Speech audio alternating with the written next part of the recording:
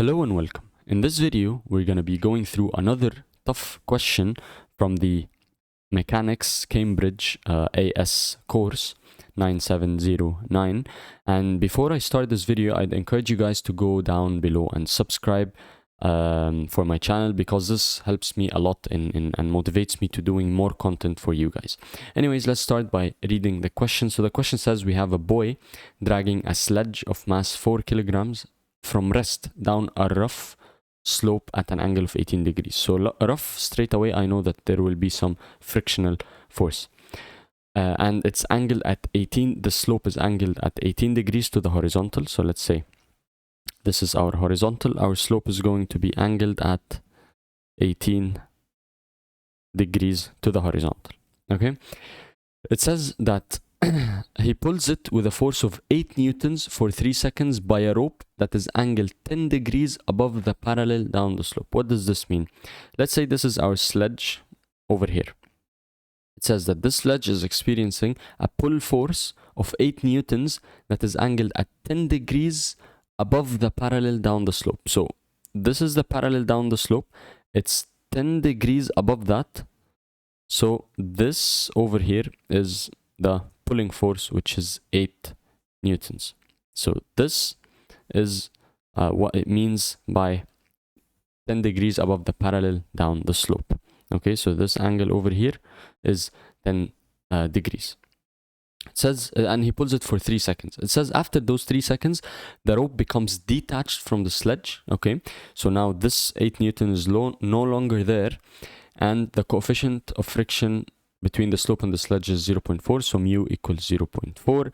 Once the total distance of the sledge that has moved down the slope when the boy from when the boy started dragging it until it comes to rest. So in this question, what makes it difficult is that we have two parts.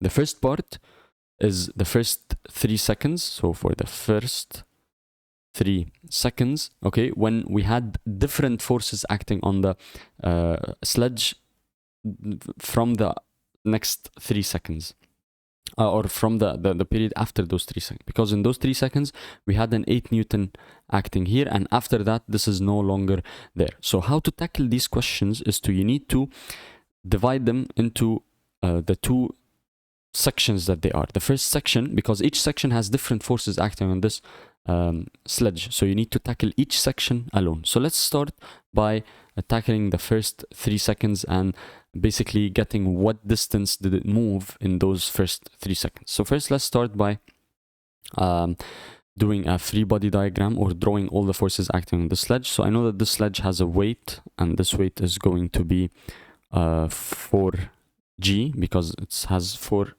kilograms. And I know that I will be resolving in this direction. So the direction of the parallel to the slope, which is this one, and the perpendicular to the parallel of the slope. So these are the directions that I'm going to resolve all my forces in.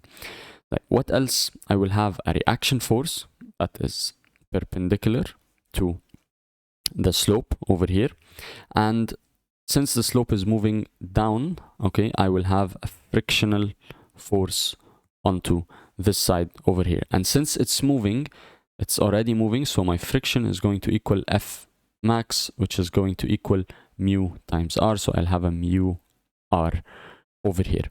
So any force that is not entirely in this direction or this direction, I will need to resolve it to their components. So let's say this force, which looks like the 8 newtons force, is going to have 2 components. One component in this direction and one component in this direction. So I will need to resolve each force into the components in order to solve. So let's start by the weight.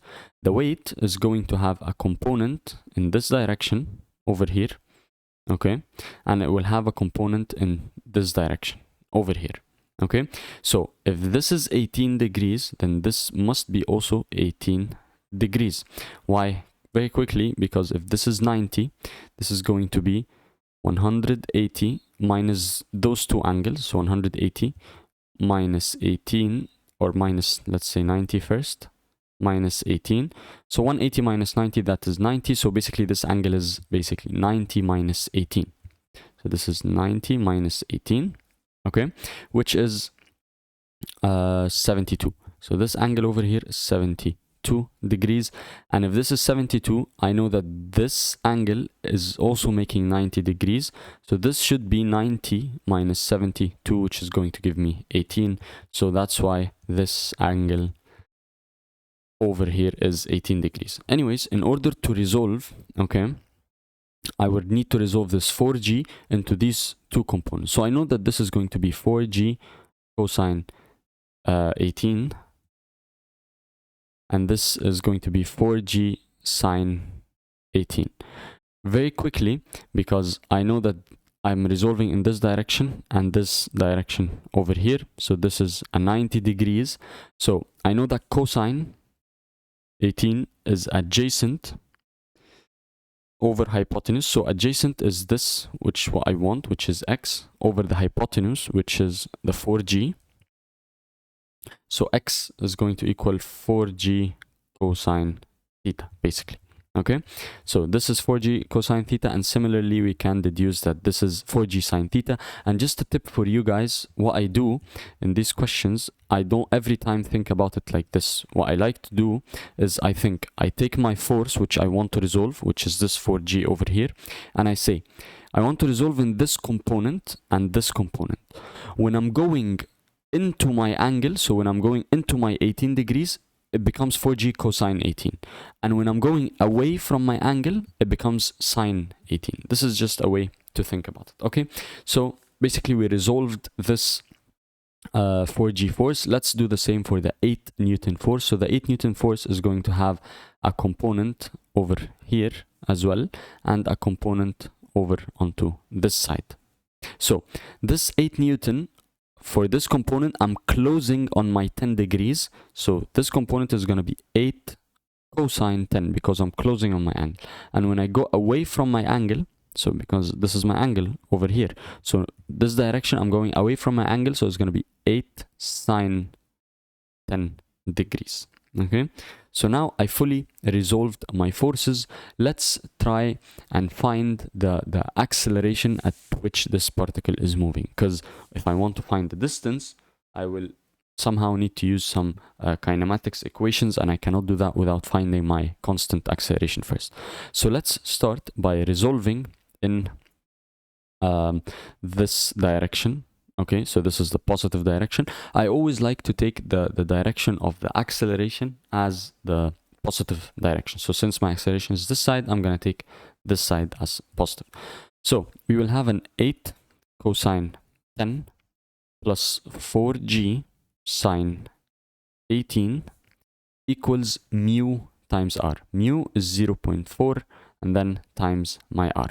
Okay, so this is basically this is not equal, this is not a statics equation. So 8 cosine 10 plus 4g sine 18 minus my mu r should equal ma, because I know that sigma f of x or sigma f equals ma. So m is 4 multiplying my acceleration. Now let's resolve in this direction as positive over here. I know that in this direction, I don't have any movement in this direction. The acceleration is only and fully in this component. So the acceleration in this component is 0. So my ma is going to equal 0, or basically this is static in this direction over here. So I can use that these forces in this direction will equal the forces in that direction.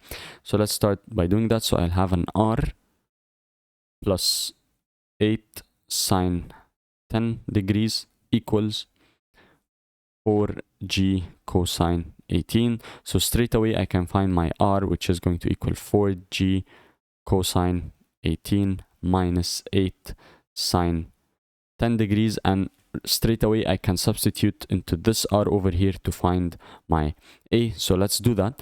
So 8 cosine 10 plus 4g sine 18 minus 0.4, and then instead of r, I'm gonna substitute it with this expression over here.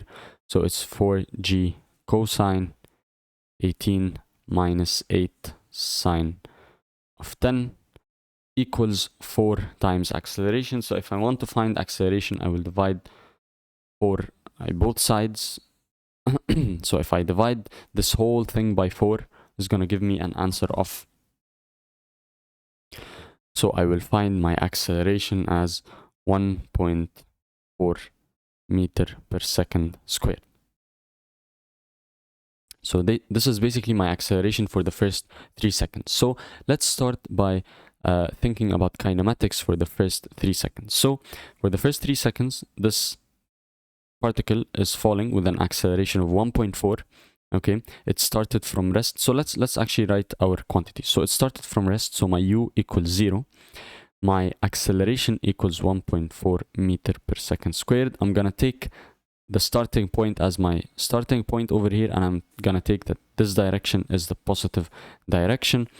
I know that my time was 3 seconds because this is the time that this boy was pulling. So this is the time where my acceleration was 1.4. After that, the acceleration is gonna change, and we're gonna look at that. So and I want my distance.